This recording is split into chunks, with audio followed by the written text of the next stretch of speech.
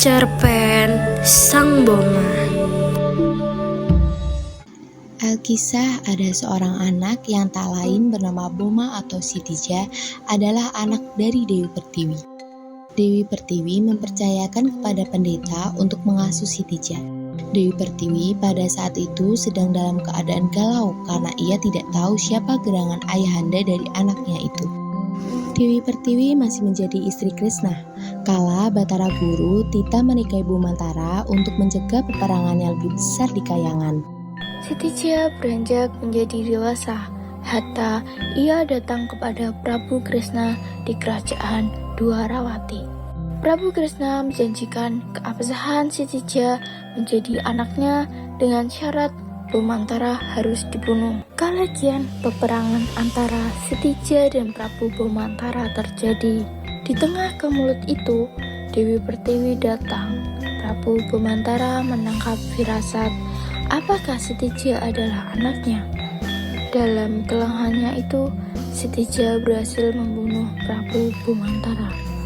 Sukma Prabu Bumantara menyusup dalam diri Si Tija untuk memimpin Traju Trisna, kerajaan yang berhasil direbut anak Dewi Pertiwi itu. Sejak saat itulah Si Tija bergelar Boma Rakasura atau Boma. Arkian, Boma menikahi Dewi Haknyanawati, putri dari salah satu jajahan Trajutrusna. Tapi masalah belum selesai. Sebuah wilayah kecil bernama Tunggarana, perbatasan antara Trajutrisna dengan Pringgandani milik Gatotkaca, menjadi rebutan. Perang antara Boma dan Gatotkaca tak terhindarkan.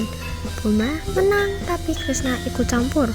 Bakti Boma terhadap Krishna sebagai ayah andanya lah yang meluruhkan kemenangan itu. Boma akhirnya menyerahkan Tunggarana pada Gatotkaca. Boma sangat terpukul.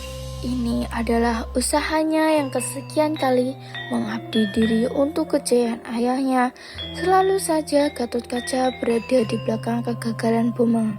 Ketika ia kembali ke istana, didapatinya Dewi Haknyawati, istrinya, sedang berasik mesra dengan Samba, anak dari Prabu Krishna. Pukulan telak menghantam Boma. Ia menjadi gelap mata dan sangat murka. Kematian Samba menyulut murka Prabu Krishna dan ia yakin bahwa Boma bukanlah anak kandungnya. Pertempuran antar Prabu Krishna dan Boma tak dapat dihindarkan. Namun, Boma tak mudah ditaklukkan. Tak ada senjata sakti yang mampu mematikannya. Senjata cakra milik Krishna pun tak mampu membunuh Boma karena restu Dewi Pertiwi masih menyertainya. Akhirnya, Dewi Pertiwi harus memasrahkan kematian Boma, dan atas kerelaan Dewi Pertiwi, akhirnya Boma terbunuh di tangan ayahnya sendiri, Prabu Krishna.